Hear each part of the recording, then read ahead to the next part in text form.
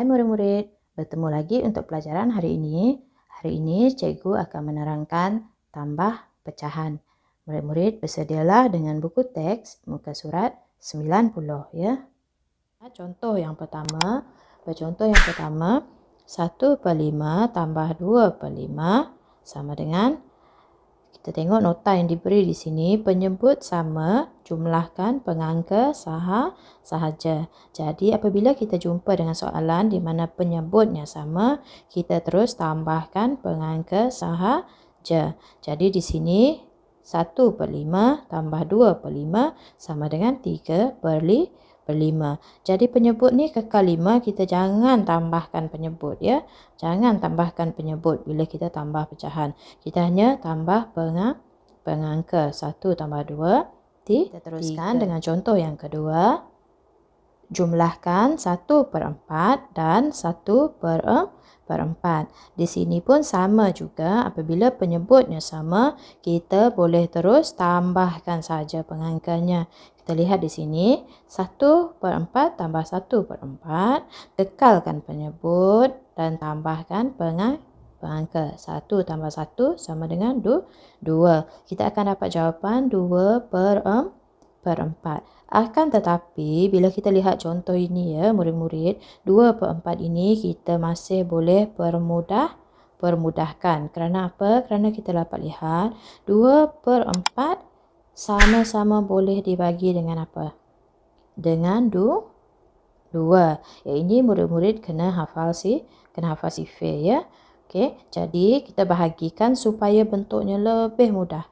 Sebab kalau kita tulis begini, ini belum jawapan ya, belum jawapan lagi. 2, 1, 4 bagi 2, 2. Jadi ini barulah jawapan untuk soalan 2 ini.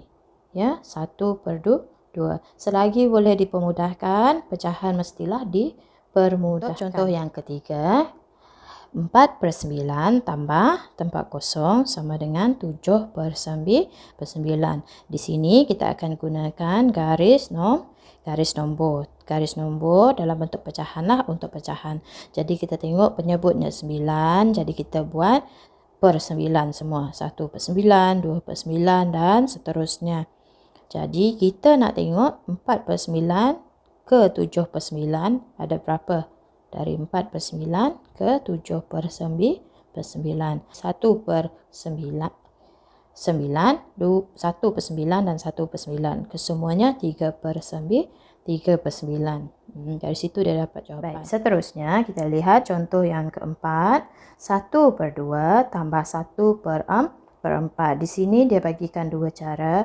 Ya, ini untuk kita memahami konsep pecahan daripada gambar rajah ya. Okey, 1/2 daripada gambar rajah ini adalah half kan, separuh, dan 1/4 adalah yang orange ini.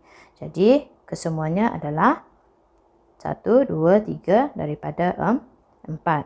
Ya, ini maksudnya murid sudah faham bahawa bahagian ini 2/4 adalah juga 1/2. Baik, di sini kita boleh lihat kalau murid-murid tengok dekat carta pecahan, kita boleh lihat bahawa 1/2 sama besar ataupun sama nilai dengan 2 1/4 kan. Jadi di sini kita boleh terus buat. Contoh 1/2 tambah 1/4 sama dengan 2/4. Masih nombor yang sama, masih nilai yang sama. Kita boleh 2/4 tambah 1/4. Jadi jawapannya 3/4. Soalan nombor 5. 1/2 tambah 1/6 sama dengan, apabila kita melihat penyebutnya tak sama.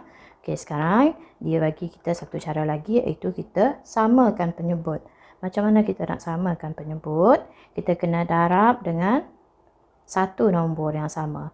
Okey, sekarang kita lihat 2 dengan 6.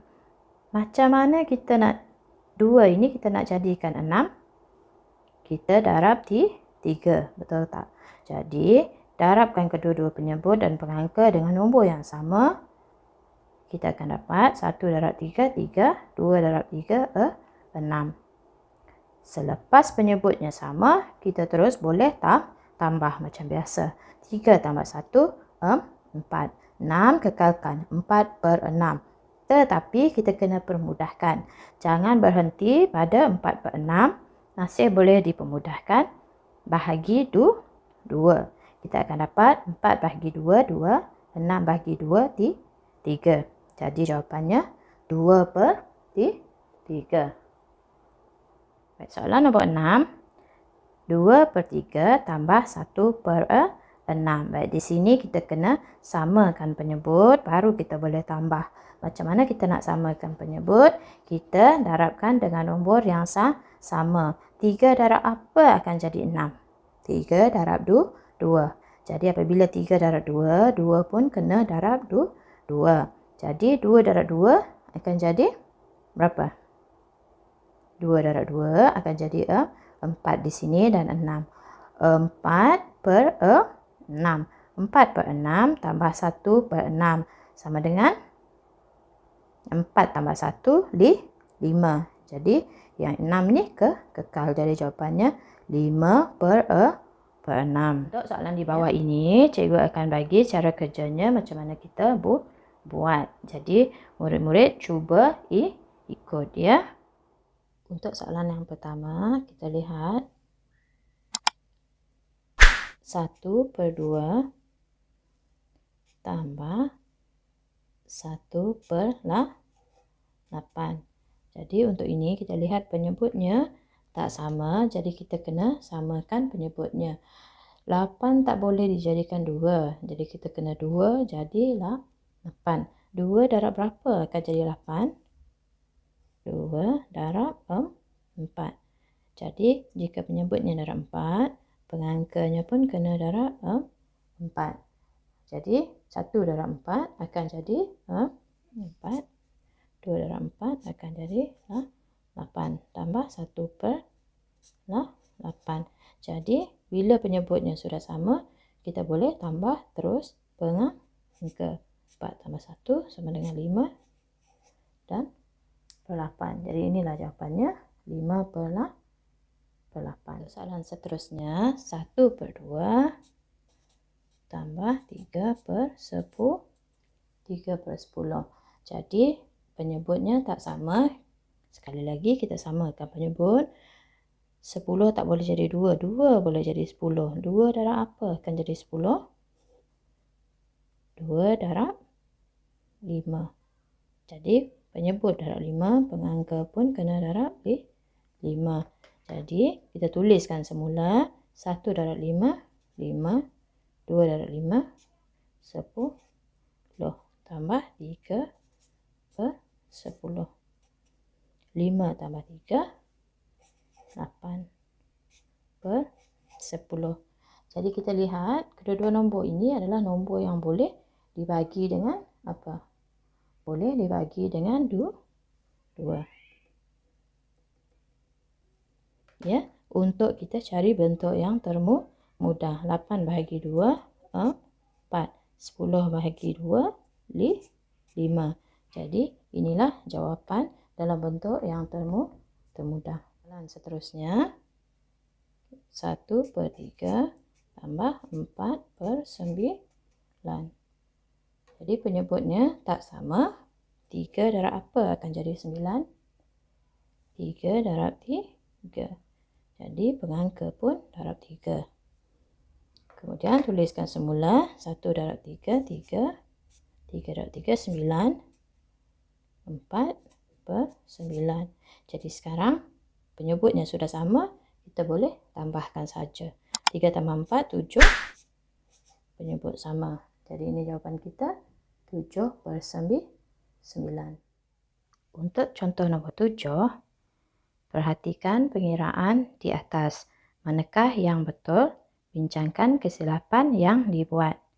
Baik, kita lihat di sini ada 2 pengiraan.